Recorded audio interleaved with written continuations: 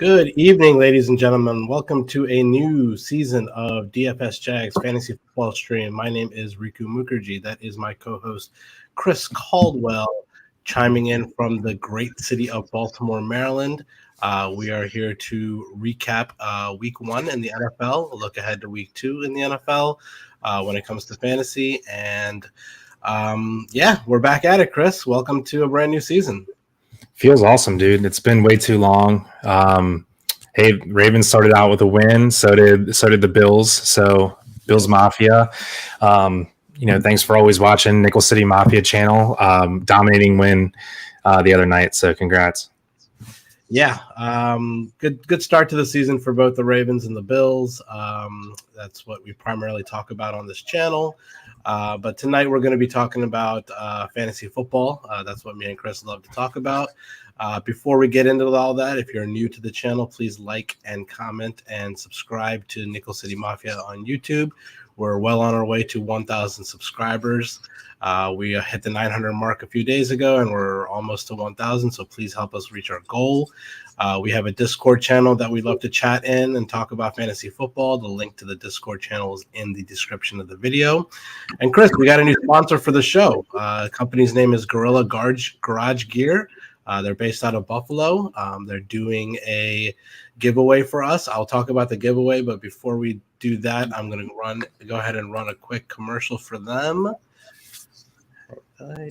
Nothing beats a Gorilla Garage floor, the ultimate floor coating system. Our secret ingredient, a slow cure solid epoxy mortar used to repair and prime the surface. Then we grind it, vac it, coat, color, scrape, and seal it. And with dozens of colors to choose from, your Gorilla Garage floor is the toughest on the market.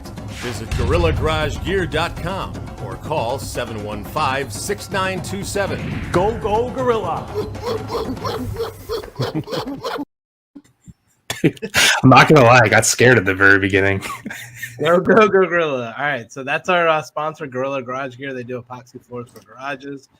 They're doing a giveaway for our channel. They're going to give away 2 tickets to the Buffalo Bills Green Bay Packers home game in Buffalo on Sunday, October 30th.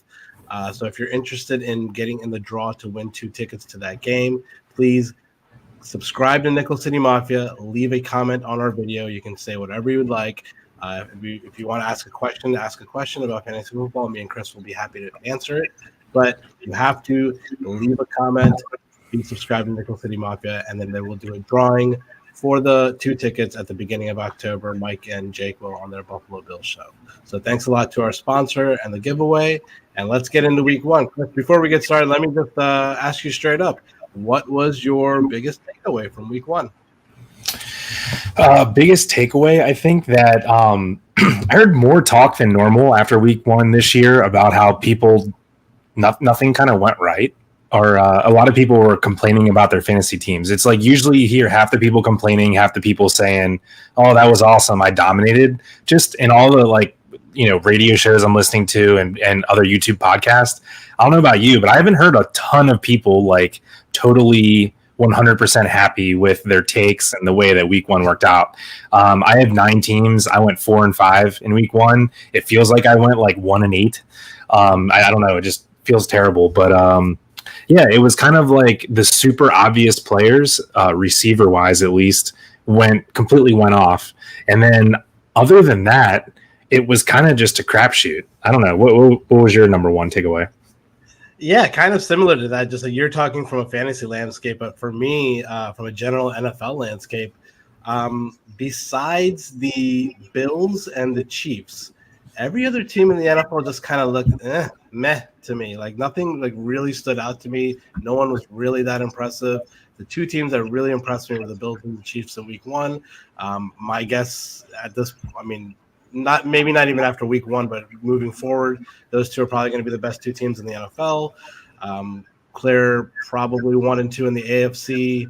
NFC, I don't know. I guess Tampa looked okay, but they didn't really play that well against a banged-up Cowboys team. But nothing really impressed me. The Vikings impressed me a little bit, but Green Bay's also blah. I don't know. But yeah, a really bad fantasy Week 1 for me. I'm in 6 leagues, and I went 0-6. Yeah, 0-6, and 4 out of my 6 losses were 7 points or less and losing. So it was pretty brutal for me. I just had a couple things bounce wrong for me and just a bad week 1 for me. But it's okay. That's what we're here for. It's only week 1. A lot of time to make up some ground. And this is the time of the year where you got to put your managerial hats on, work the waiver wire, work the trade market. And that's what we're here to help you guys do. If you have any questions, please leave it in the live chat. We are going to be answering questions live as we go along. And then the format for our show is basically we're going to sit here and break down 5 games from this past weekend from a fantasy aspect that we thought were interesting. And then we're going to discuss some specific players that we think are interesting. And then we're going to wrap up the show with waiver wires moving forward for this upcoming week. So, Chris, let's get into it. Let's kick it off right off the top. Thursday night last week, opening game of the season, Bills versus Rams. Pretty exciting hype into the season. Rams put down the Super Bowl banners, and then they basically laid it on the field. They get stomped by the Bills, 31-10. Give me your takeaways from this game. Yeah, it didn't seem like the Rams had much of a home field advantage. I had to talk to Mike since he was at the game, but seemed like a lot of Bills Mafia was there at the game, and yeah, the Rams got their socks knocked off of them. It almost looked like the Rams were stuck in preseason. Jalen Ramsey was an absolute liability. I think he had a perfect passer rating and 2 touchdowns thrown against him. He couldn't guard anyone. He wasn't even close. But yeah, my main takeaway from this game from a fantasy perspective is kind of what I was alluding to earlier. The big time receivers that we were, thinking were going to blow up absolutely did. Cooper Kupp went off, Stephon Diggs went off, and then I feel like everyone's darling from the offseason, Gabe Davis. I won't say he went off. He caught a blown coverage touchdown for 25, 30 yards and had a decent night. So I guess there's one huge takeaway from this game in the running back position. But yeah, talk to me about those 3 big receivers that everyone was hoping would carry their team. Yeah, Cooper Kupp looked like the man as usual. 13 receptions, 15 targets. He looks like he's Matt Stafford's number 1 guy. A lot of jokes and a lot of memes online about how Matt Stafford prefers his white receivers over Allen Robinson and everyone else on that team. So he just looks like him and Justin Jefferson look like the clear 1-2 and when it comes to fantasy wide receivers. Stephon Diggs just absolutely torched Jalen Ramsey. Gabe Davis was, the preseason hype train for Gabe Davis was out of control, and he definitely came through, scoring the first touchdown of the season. My takeaway from this game is what I always say when it comes to Bills Mafia is they just don't have a number 1 running back. Their number 1 running back is Josh Allen. I don't think you can rely on any of their running backs. Devin Singletary, James Cook fumbled on his first carry. Zach Moss is that. But yeah, I just would stay away from running backs on the Bills until someone actually proves that they can carry the load. And until that time, it's going to be Josh Allen. And the other side of the ball, I'll let you talk about it. But lots and lots of disappointed Cam Akers owners out there. Yep. I'm in 9 leagues and I have Cam Akers in at least 4, and it's probably 4 of my 5 dynasty leagues. I have Cam Akers, and I don't know, man. I'm going to need you to talk to me about that. But before we talk about that backfield, Singletary, I think actually looked good, but you're right. He's never going to put up the fantasy numbers that you really want outside from like playing him in like a flex position.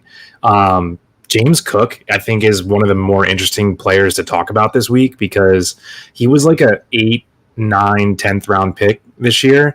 And I don't know about you, but in like 3 or 4 of my leagues, he got cut. And I try not to overreact.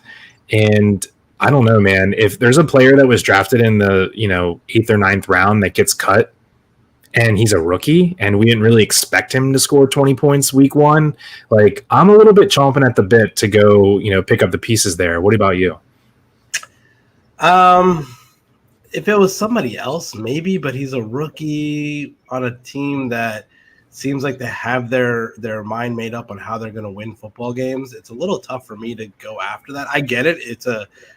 In my opinion, it's a flyer. It's not something that you're going to pick up and and think you're going to get consistent production out of them. I just don't think that's the case. And I know on the channel, Bill's Mafia people like Mike and Jake, they just like have been talking up James Cook. Even you have been talking up James Cook all offseason. I know you drafted him in a lot of leagues. I just don't see it, man. It just doesn't appeal to me as someone else. We're not going to talk about this game, but like I would be much more interested in somebody like if somebody cut like Dameon Pierce after week 1 or something like that, because like I mean like somebody like the way the Texans ran the ball, Rex Burkhead got a majority of the carries, and people would be like, oh my god, I can pick up Rex Burkhead and drop Dameon Pierce. I'd be more interested in a backfield like that, where I think like down the road, maybe week 4, week 5, that they're actually going to slowly work the rookie in and get more production. Even if they slowly work James Cook into this offense, still feel like it's like a 3-headed monster that's behind Josh Allen and the running back depth. I don't think you're ever going to see anything more out of James Cook than like a 8 to 10 carries for like 50 yards and maybe a touchdown. That's like the most I think he'll ever get in one single game this year. Yeah, I guess it depends. You know, I can't really fault anyone for picking him up after he's been dropped, but it really depends on your expectations, right? So if you need a player immediately, like week 2 or week 3, you think, then he's worthless to you, right? He's not fantasy relevant for at least another 3 or 4 weeks. That's if everything goes right. But if you're picking up people and you have a deep bench and you're not planning on playing him, I'm picking up James Cook before I'm picking up gosh, it's slipping my head right now. The Texans running back, the Rex Burkhead.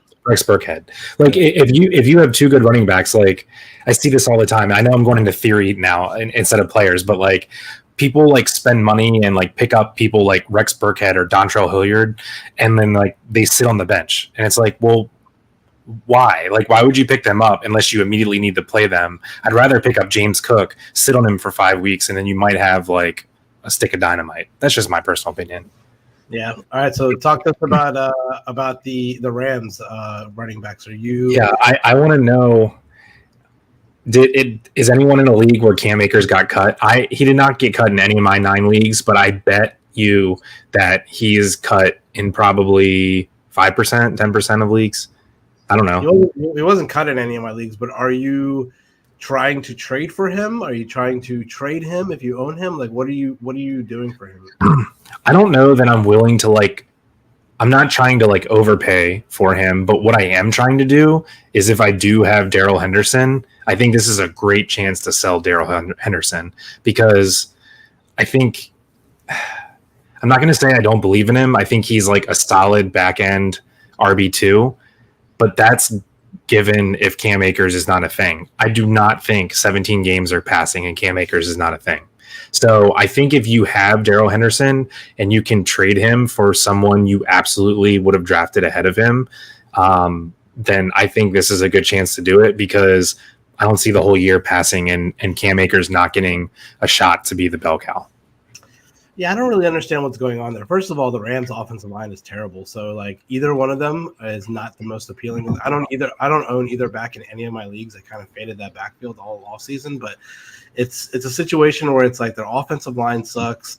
Cam Akers obviously coming off an Achilles injury from last year, but after the Achilles injury, he was forced into that starting lineup. He started the Super Bowl, in February. So I don't really know what's going on there. Maybe he's in a little bit of a doghouse with Sean McVay. I'm not sure, but I do agree with the fact that I can't imagine Cam Akers not being a thing moving forward. I just don't think it's going to get to anything more than a 50 timeshare between those two, if both are healthy moving forward.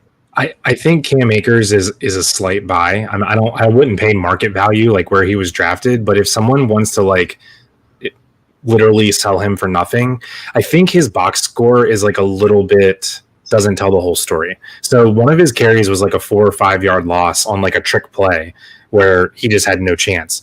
And then his other 2 runs, in my opinion, as soon as he had the ball in his fingers, he just got blown up in the backfield. Like, I think he had no chance. And then what I heard, I saw on Twitter, is that he actually was not participating because he missed a block on a blitz.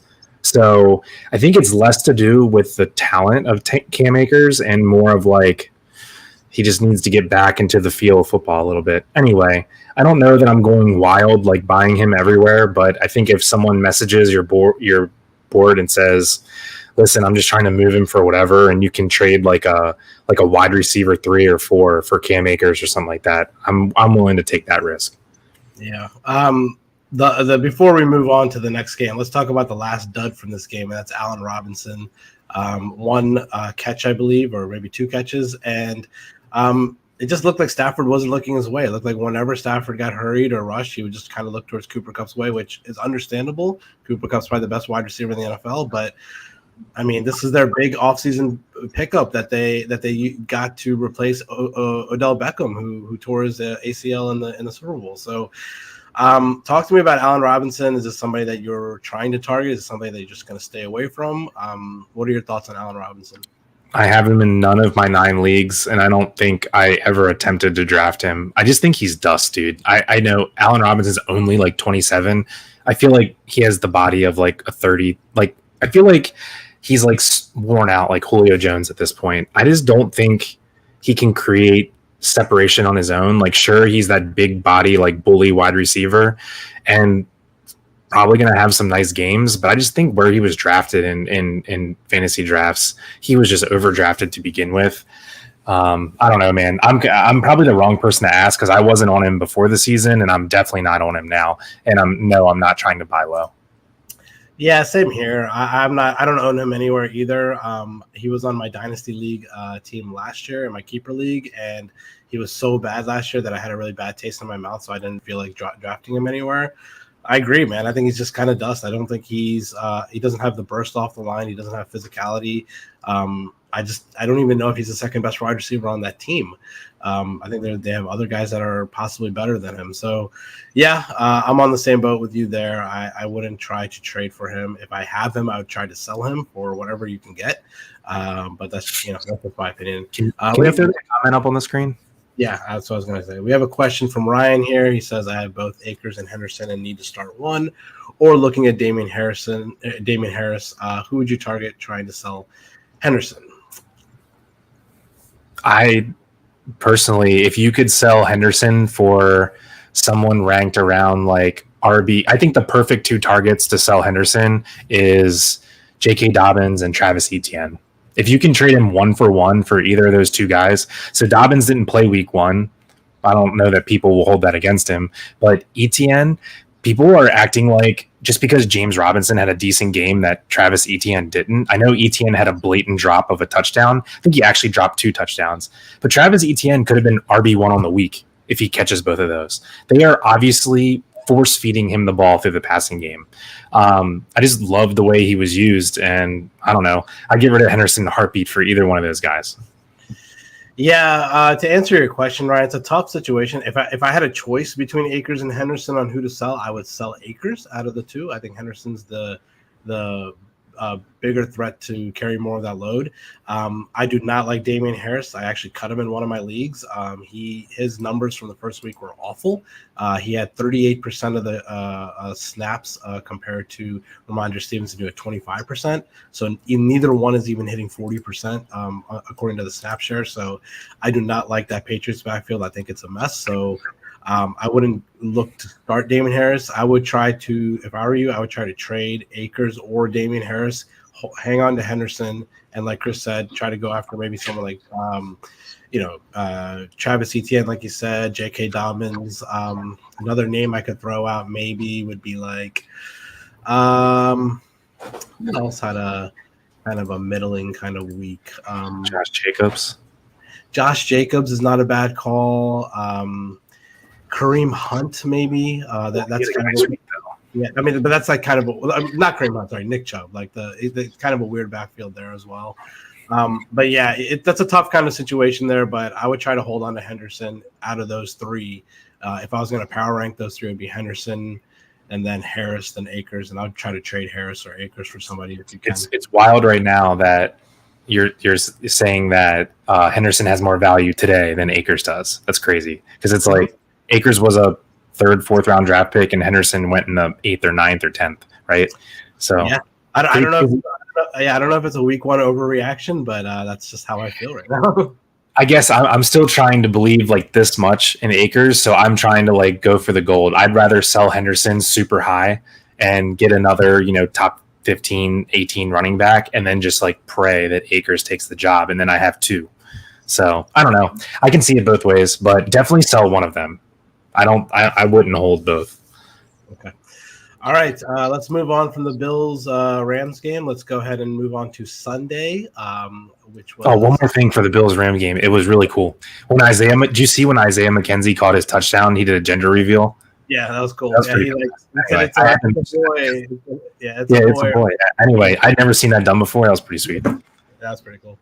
All right, we're going to go ahead and move on to the Ravens-Jets games. Our Ravens go into New Jersey, I guess, where they play. And they win 24-9 in a pretty ugly game, I would say. Ravens, they got loose on a couple plays and scored some long touchdowns. They overall didn't look the greatest when it comes to the offense. Defense looked pretty good, but I mean, we were going up against the corpse of Joe Flacco and just a terrible Jets offense. People have been talking about Sauce Gardner all offseason, and he played really, really well. He's living up to his number 3 overall NFL, draft pick status so far through one game. Yeah, man, this was I wasn't too impressed with the Ravens in this game, but they got the win. It was a pretty boring game, to be completely honest with you. Obviously, the big takeaway from this game, as far as fantasy goes, would be probably Devin Duvernay catching 2 touchdowns. Do you see that being a thing moving forward? What were your takeaways from this game? Yeah, he's definitely one of the hottest waiver ads this week. I don't know.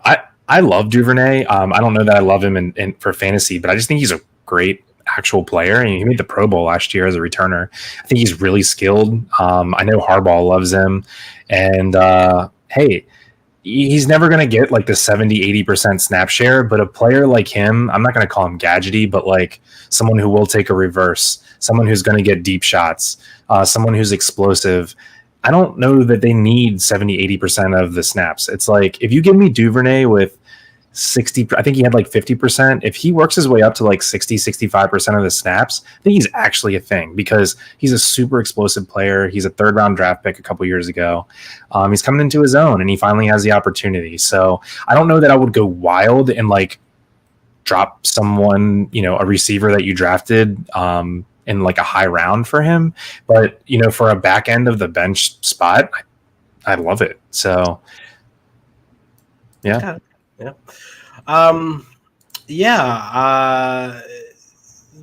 What are your thoughts about the Ravens backfield? Like, I mean, we know J.K. Dobbins is the guy once he's healthy, but until then, like, is anyone startable? Mike Davis was 2 carries for 11 yards. Kenny Drake 11 for 31.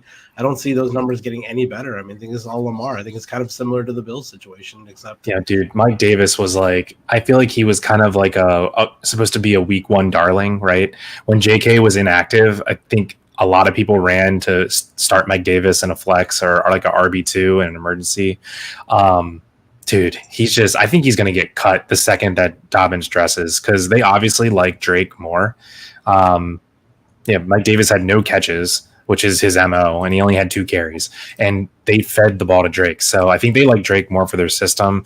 Mike Davis does not belong on any fantasy roster whatsoever. There's no reason for it right now, because his situation is only going to get worse.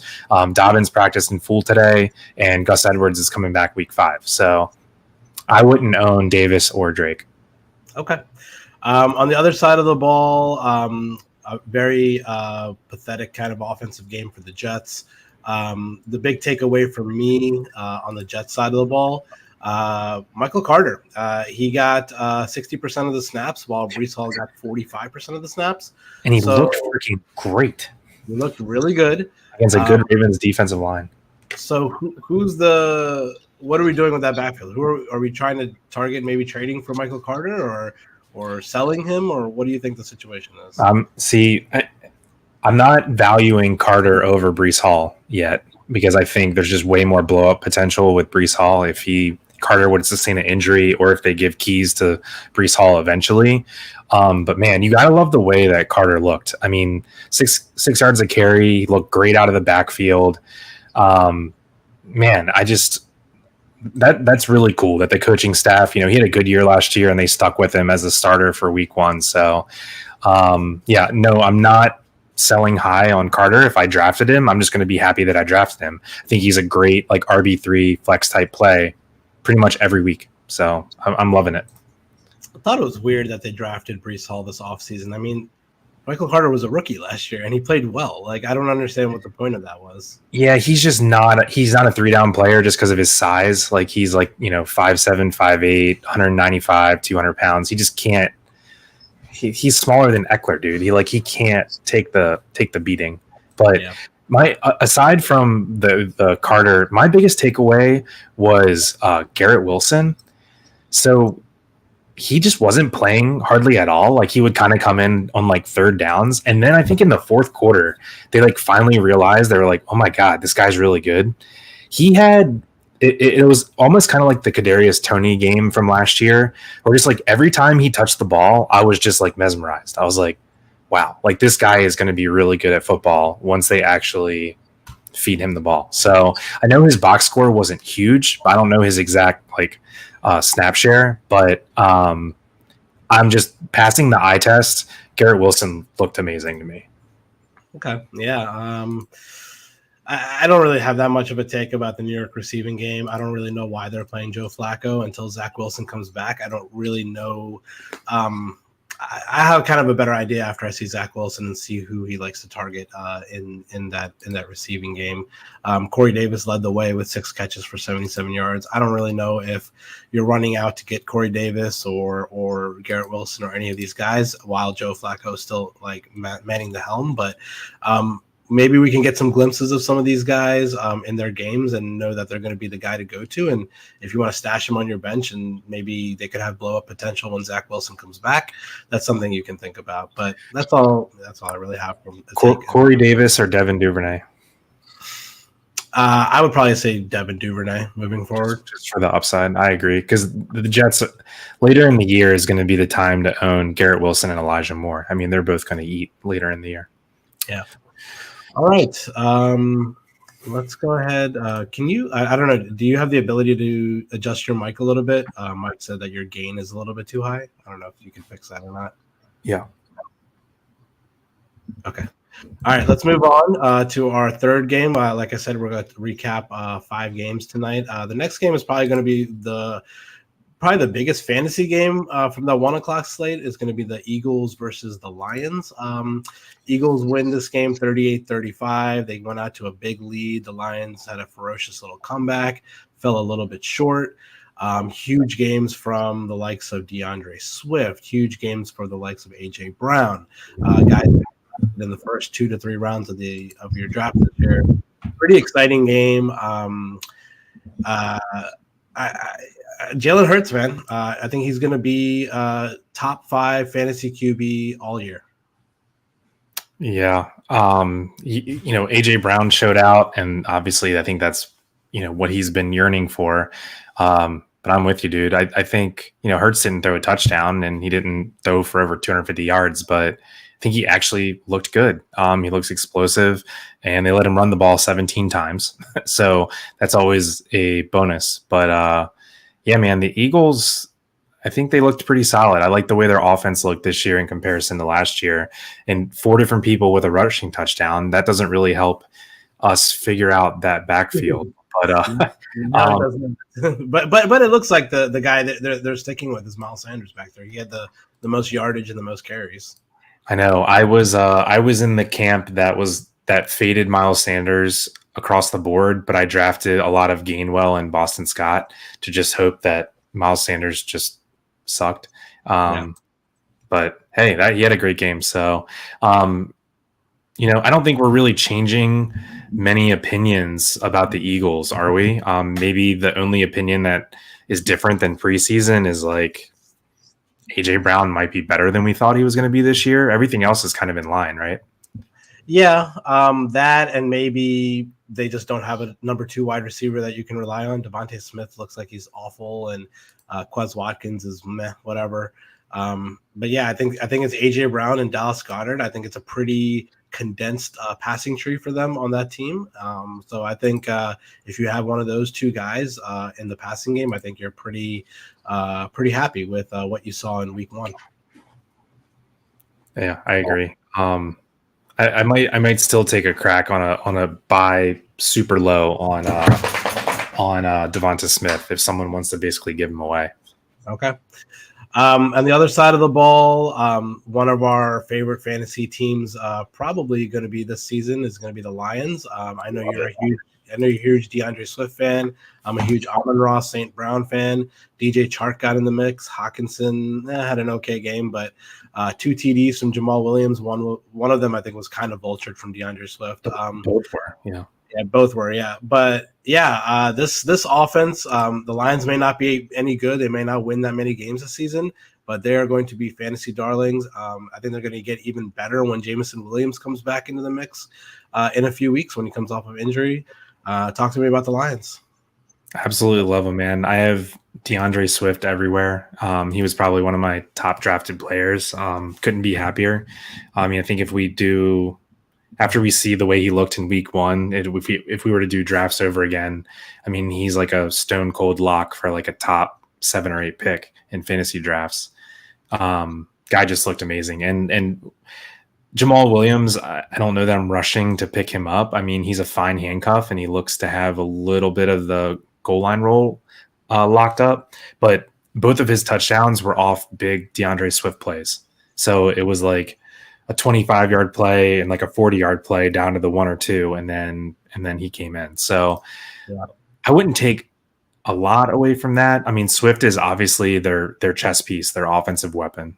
So yeah, I think I saw something somewhere that said that Jamal Williams played every third down on offense, which is kind of impressive. I mean, if he's in every single third down, he could be in a pinch kind of situation. You could potentially think about playing him in a flex position, but as a RB2 or anything, you can't really rely on that unless Swift gets hurt. Yeah. You mentioned Hawkinson in our big league, a big money league that we play together, Rick. You probably saw that I made a trade for Hawkinson yesterday or the day before.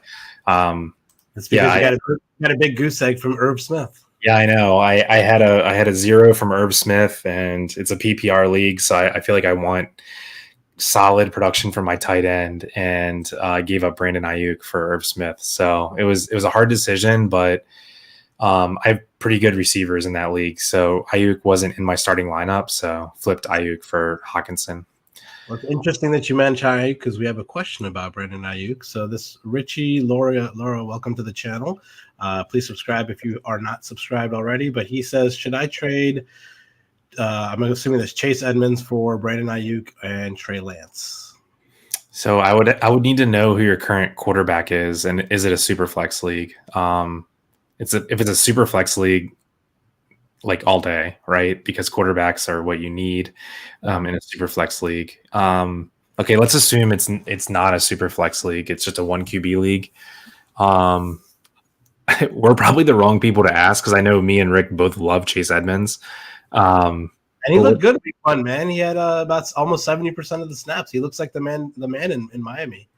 Yeah. So if it's not a super flex league, if it's a 1 QB league, and I don't know who his other quarterback is, but would you do it if it was a 1 QB league? Tough to say because San Francisco looked really bad. I don't know if it was a product of the weather in Chicago because it was basically they were playing in a monsoon, so it was very tough to judge Trey Lance and Brandon Ayuk in that game. I'd probably say no. I'm a little. I mean, it's after week 1. Everyone in San Francisco is already calling for Lance's head. They want Jimmy G to start already.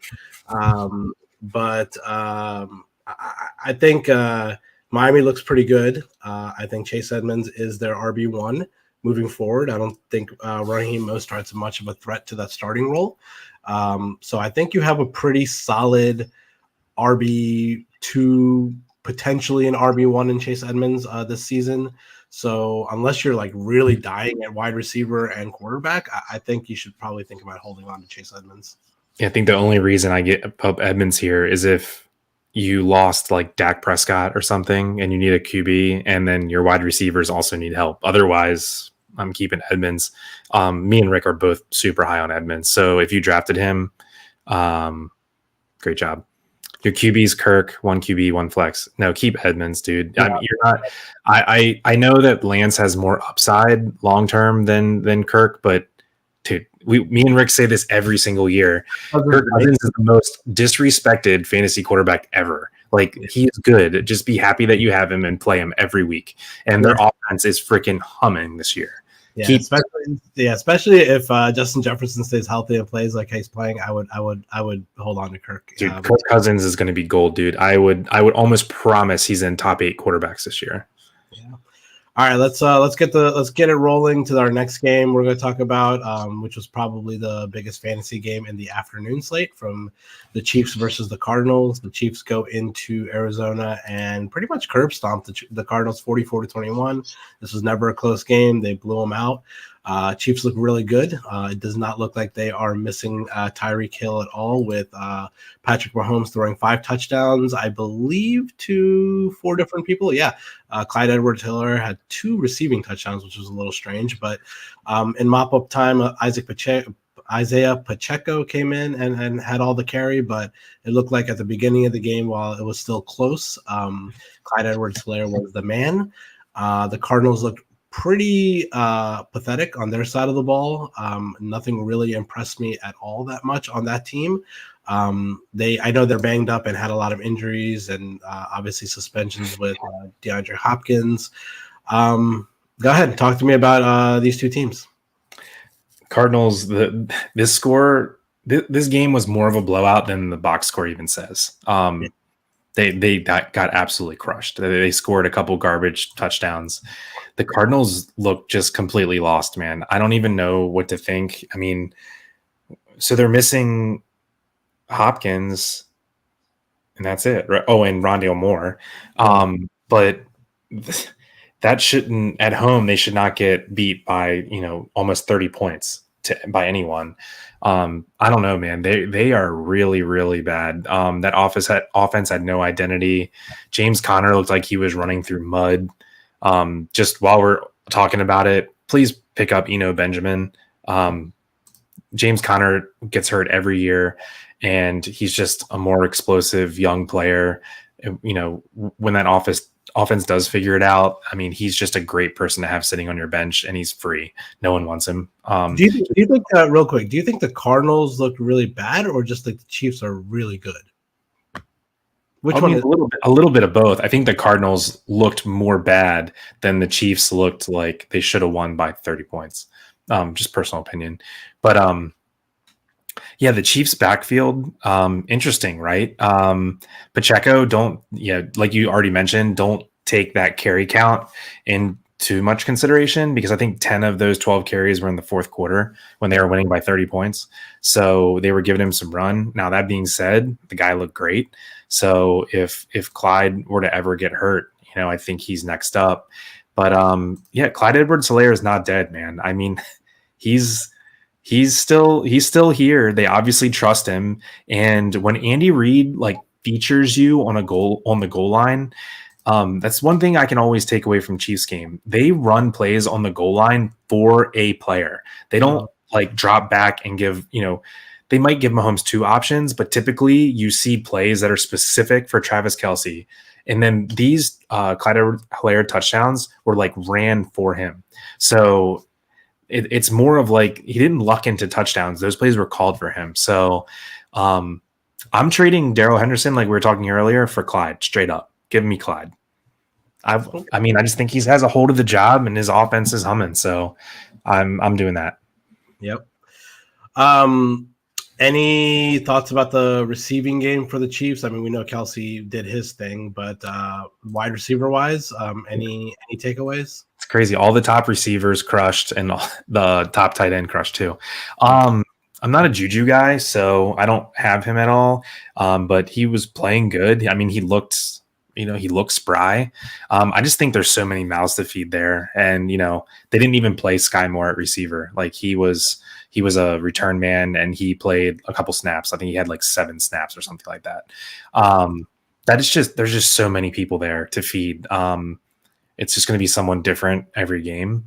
Other than Kelsey and Juju, I'm not starting any of these people, which is crazy to say for a team that just scored 44 points. But are you? I don't know of anyone I can put in as a wide receiver 3 other than Juju. MVS maybe, just because he has the potential to score a couple long touchdowns and stuff like that if you're in a pinch. But yeah, I think Juju's the main guy there when it comes to consistent production, him and Kelsey. But yeah, I don't see much out of MVS. Sky Moore is more of a project, I think, long term. Potentially could get some more run a little bit later in the season, but we'll see about that. But yeah, I think they have a pretty. I think they also have a pretty condensed passing tree at the moment. Even though Patrick Mahomes is good enough where he can spread the ball around, and you're going to get random touchdowns from random guys here and there. Yeah, agreed. All right. You want to throw that question up or the last part of that question up on the board? Yeah, Richard says JT Fournette. What is this? A 10-team league? Well, it might be 8 or 10. But anyway, if those are actually your running backs, then I would say yes, you should look to trade Edmonds. But I don't think you need to seek a quarterback in return. Go get Ayuk and then get another throw in wide receiver for the end of your bench, or get Ayuk and James Cook or Ayuk and Christian Watson or something like that. If you don't need a quarterback, you have Kirk Cousins. You don't carry 2 quarterbacks. Just my personal opinion on your team. So I'm fine with you trading Edmonds if you want to upgrade your receiver core since your running backs are studly. But just don't make part of the deal a quarterback. Get something else. All right. Let's get into our last game here real quick. Raiders at the Chargers. The Chargers win this game 24-19 at home. This was close a little bit at times, but it looks like Chargers kind of dominated this game. I think the score was a little bit closer than we thought. Devontae Adams, huge game. Keenan Allen got hurt in this game. A pretty goose egg kind of game from Mike Williams. DeAndre Carter got the touchdown for the receiving game for the Chargers. Austin Eckler looked pretty blah. Justin Herbert looks amazing. Talk to me about this team, these games. Yeah, Devontae, it's just every top receiver just absolutely crushed. It's amazing. So those of you that went receiver to start your draft, I'm pretty sure you won week 1. Congratulations. Yep. But yeah, the Chargers were so confusing to me because, like you said, they kind of dominated this game, and Keenan Allen got hurt. And to me, that just means, where was Mike Williams? He just didn't show up. I'm big time. My biggest buy low of the week is Mike Williams. I don't know that anyone's really selling him because Keenan Allen did get hurt, but if anyone is, I think you got to go all in because Justin Herbert is just awesome. I mean, he's locked and loaded, top 3 QB in the league, real life and fantasy. So I need a piece of this offense, and I think Mike Williams is the most attainable one right now. Yeah, I agree. I would not try to sell Mike Williams if you have him. He's especially with Keenan Allen hurt. I think this week in practice they're going to be working on a lot of Mike Williams kind of plays for this upcoming game Thursday against the Chiefs. If you have Mike Williams, I would not be scared to start him this Thursday against a weak Chiefs secondary. So yeah, if you have a chance to try to go after him in leagues, I'm not really sure how long Keenan Allen's going to be out, but just go after him. And then as far as the Raiders go, it looks like it's Devontae, and it seems like it's kind of the similar situation in Green Bay. It's Devontae, and then whoever wants to make catches after him. And Hunter Renfrow got his a little bit, 3 for 21. Darren Waller was 4 for 79, but it looks like it's the Devontae show there. Yeah, agree. I didn't realize Josh Jacobs had as good of, as efficient of a game as he did. I mean, I think he's a nice buy right now too. Even trailing in the game, he still ran for high yards per carry, had a nice long catch. So Yeah, Raiders offense just wasn't clicking, other than Devontae, and Waller had a decent game. But I guess my buys in this game are definitely Mike Williams and Josh Jacobs. Like the way they both looked. And then I think one of my top waiver wires, we'll talk about it later, but is Josh Palmer. Liked him a lot preseason, and he's going to be a starting receiver for Justin Herbert. So bring it.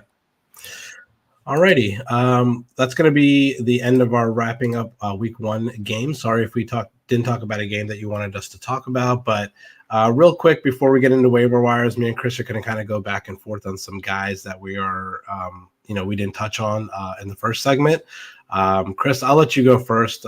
Who's somebody you want to talk about? Yeah, so you're just gonna throw like a phone a friend. Like, I need help. Tell me what to do with this player, because I have him on some of my teams, and I'm just talk to me. Give me your gut reaction of what to do here. CD Lamb. I think you have to hold on to him. I don't think you should try to sell him. Even with Cooper Rush at quarterback, I think he's just too dynamic of a player. I think needs a couple reps under his belt with Cooper Rush at quarterback. And if they end up trading for somebody like Jimmy G or something like that, it'll be even better. But I wouldn't sell him yet. Maybe if he has a couple decent games, but you're not seeing that upside potential in a league, and you need some help at another position, it would be prudent to trade him. But for right now, hold on to him. He is the man in that offense, and I think he could potentially continue to produce for you if just needs a little bit of practice with the backup quarterback. Okay. Yeah, I'm in the same camp. I'm not panic selling CD Lamb. I saw a trade that went down, CD Lamb for DK Metcalf straight up. Wow. That's crazy. People are panicking. I'm telling you, week 1 through 3 in fantasy football are just freaking crazy because everyone's so emotional and they think the season's over. They have to make a trade. So just, I don't know, poke around, see how people feel. It's really a good time to exploit people's feelings. So don't panic sell CD Lamb. I know, the news on Dak Prescott's better than we thought. They said he might not even miss 4 games. So don't panic sell. And if anyone's trying to panic sell, take advantage. All right. Let me ask you about my first guy here. I don't per se own him in any league, but obviously he's one of the guys that was drafted in the first 1.5 rounds in all leagues. And he had a pretty blah week 1. I don't really know what people are if they're hitting the panic button or they're going to try to sell him, but Alvin Kamara. Okay. I think my stance on him, I'm relatively unchanged.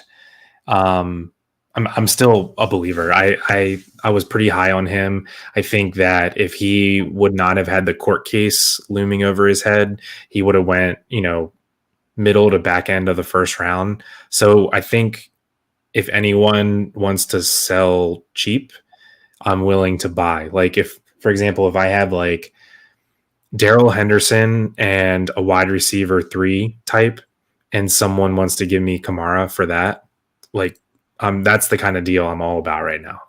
So I think Kamara is a buy low, but it's 1 week. I mean, I'm not a big overreactor in week 1.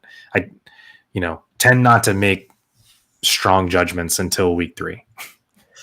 Yeah, their offense is so weird, man. I don't really know what to think about the Saints offense. Jameis looks fine, but then Taysom Hill comes in and steals touchdowns, and random people are scoring. It's just a weird kind of offense. I don't really know if we're ever going to see the Alvin Kamara again, like we did when he had Drew Brees at quarterback. But it's a little scary times for Alvin Kamara owners.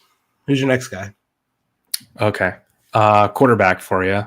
Okay. Didn't have the best stat line, but he's the GOAT. Where are you at? Well, actually, this is a 2-for-1. Tom Brady and Aaron Rodgers. Keeping Tom Brady, Aaron Rodgers, I think it's dispensable at this point. I actually, in a league that I have Aaron Rodgers and Kyler Murray as my two quarterbacks, I actually needed some help, so I dropped Aaron Rodgers in that league for a Rex Burkhead. But yeah, I mean, it's a situation where it's like, who is he throwing to? I mean, when Alan Lazard comes back, is that big of an improvement? I know maybe it's a week one overreaction, and Aaron Rodgers is always like, relax. They're going to be good. And I think the Packers are going to be good, but like, is he going to put up fantasy numbers that are going to make it worthwhile? Like, would you rather have Aaron Rodgers or Kirk Cousins? I mean, that's a very obvious comparison question, and I think the answer there is Kirk Cousins. Yeah, I think Cousins was drafted equally or above him, and I think that's fair, but I don't see a scenario where Aaron Rodgers finishes out of the top 12 quarterbacks this year. And he's going to get his. Like, he's going to throw 30 touchdowns. It doesn't matter. Like, he can make people relevant. He just needs a little bit of time. And I don't know. A lot of eye rolling for me in week one is scaring. He's very frustrated with his wide receivers. Yeah. Christian Watson dropped a 75-yard touchdown in the first quarter. Yeah. All right, we're gonna go a little quicker here because we got to wrap up the show soon. I got to get going, but talk to me about James Robinson. What are we doing with him? Oof, just in general, like just as a person, I'm just impressed. He. I thought you can't come back from an Achilles injury like Cam Akers showed us, but James Robinson looks amazing. If anything, like James Robinson wants me to make Cam Akers a buy, right? Because if James Robinson looks this good as he did, like Cam Akers can do it too, off the Achilles injury. I think James Robinson is one of those things where if I ended up with him, which I have him in a league or two, I'm just happy at my profit, right? I got him later than I should have, with how he's going to produce. But if I don't own him, I'm not seeking to pay what someone would want for him today. So okay. I'm not seeking to buy. No. What about you? You're also talking to the biggest Travis Etienne believer, so that also has something to do with it. Yeah, he looked very impressive week one, and I think Doug Peterson is the type of coach that's going to use him. I think it's going to be a pretty even. I don't think that backfield is going to get more than like a 55-45 split between the two. So I think he's a solid RB2 flex for the rest of the season. Cool.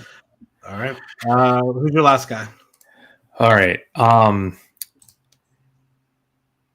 So my last. So it's kind of two guys together. So I just want to hear your opinion and the way you're ranking and thinking about this backfield. Tell me your thoughts, and if you're trying to buy or sell either of these guys. Cleveland backfield. Kareem Hunt outproduced Chubb week one.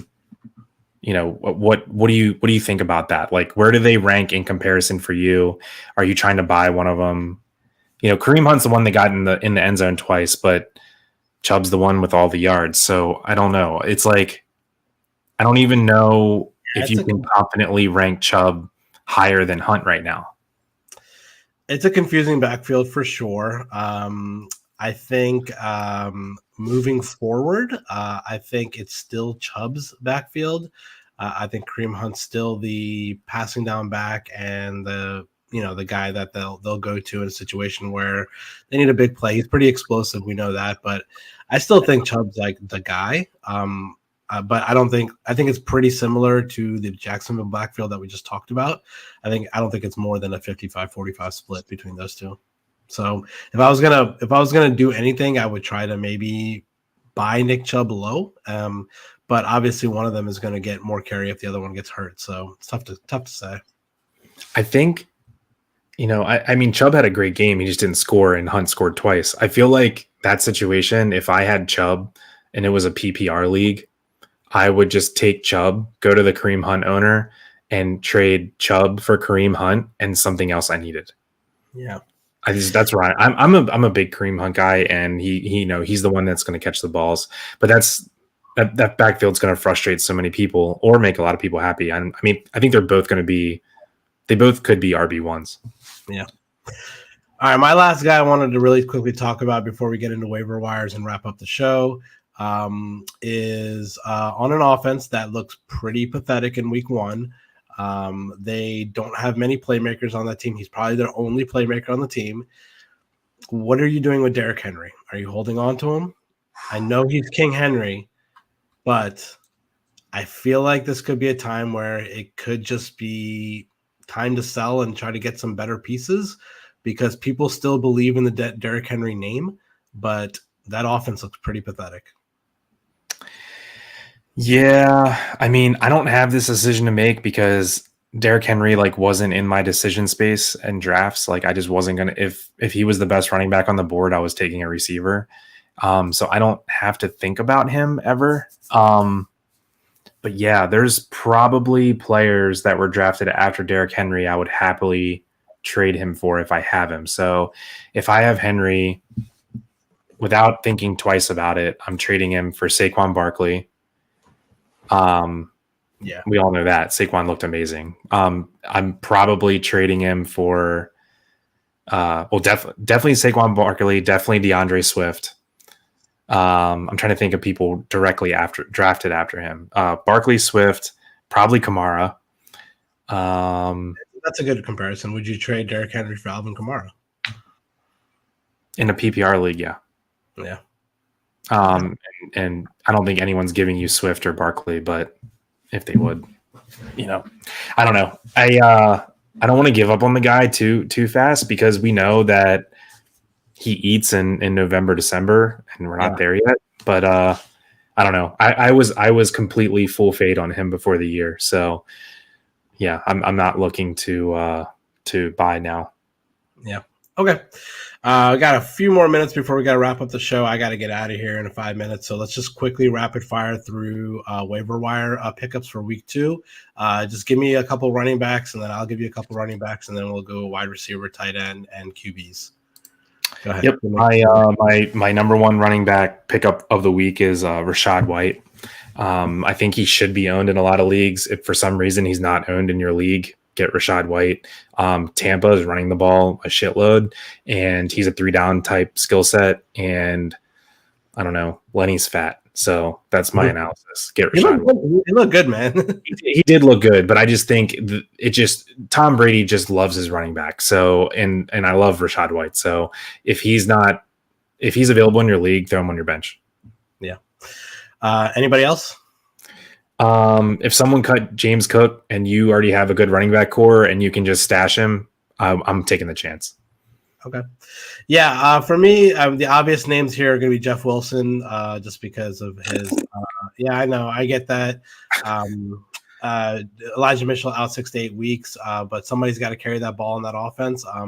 So if you want to be sneaky and pick up TDP right behind him, because you think Jeff Wilson's going to get injured, I don't mind the TDP, the Tyrion Davis price pickup. That's fine. I was really scared what I saw out of Houston backfield for Dameon Pierce owners. I like Rex Burkhead. It looked like even in a situation where they were competitive in the game, they were still going to Rex Burkhead. So I don't mind the Rex Burkhead pickup. And one other little sneaky pickup for me this week, just because he got hurt in week 1. And I'm not really sure about what his situation is with his foot moving forward. He was battling a Liz Frank injury going into the season with Najee Harris. I think the number 2 guy there is clearly Jalen Warren. So if you want to pick up Jalen Warren because you think Najee might get hurt, he already got hurt a little bit, but it looks like he's going to play this week. But it's not a bad stash on your bench to pick up Jalen Warren, because if Najee does miss time, he is going to be the man in that backfield. Yeah, agree with you there. If you have Najee, you gotta pick up Warren just in case. My 10 seconds on the 49ers backfield. If you are going to pick up Jeff Wilson because you need to play him this week, that's okay. If you do not need to play Jeff Wilson this week or next week, do not pick him up. He is not nearly as good as Tyrion Davis Price. So if you want a piece of that backfield and you're looking long-term, like down the season, do not pick up Jeff Wilson. He's not good and he often gets hurt. So depending on your situation, I get it. If you need a running back this week, he's going to be fine. But long-term, don't do it. Yep. All right. Give me some wide receivers. Okay, just 3 to throw at you real quick. I'm kind of rating them all the same. That's just who I'm looking to pick up if they're available. Josh Palmer, loved him preseason. He's going to be, wide receiver 2 on that team. Curtis Samuel on the Commanders. I know 3 of their wide receivers had a big game, but I love Curtis Samuel that he got like 5 or 6 carries. They're using him the way that they used him in Carolina, kind of as that Debo type player. Just love the player, especially in the PPR. He has a lot of receptions. And then a player I'm looking to pick up, because if he would have caught this one ball, he'd be the number 1 wide receiver pickup of the week, and that's Christian Watson. Dropped a wide open 75-yard touchdown. He's not going to do that very often. It's just a rookie mistake. If he catches that ball, he's every single fantasy analyst number 1 pickup. That's good. I'm going to throw out 3 names for you guys. I think my number 1 wide receiver pickup for the week is going to be Robbie Anderson for the Panthers. He led that team with receptions and yards, and he looks like he's Baker Mayfield's number 1 target there. Pretty weird kind of passing game for them. I don't think they don't have much weapons behind them. So I think Robbie Anderson's a good pickup. He was barely drafted in any league, so go out and pick up Robbie Anderson. My number 2, he led the Saints in targets. I know he's not the number 1 guy there, but Jarvis Landry, if he's available in your leagues, I think he's a good pickup. He looks like he's a safe kind of option. He's not going to blow you away and make the catches down the field. That's what they got Chris Olave for. But I think as someone who's going to be like a PPR kind of machine moving forward, I think Jarvis Landry is a good pickup. And another little sneaky pickup I have is Zay Jones for the Falcons. I believe he led the team in targets, maybe Kyle Pitts, I'm not sure, but he was definitely targeted a lot on that team, and he had good production in that game. So I think if the Falcons are going to be passing the ball a lot because they're going to be behind in games, I think he's a good kind of PPR kind of situation that you could pick up and start in flex, or maybe even wide receiver 3 if you really need it. Bro, so crazy. I thought Zay Jones was on the Jags.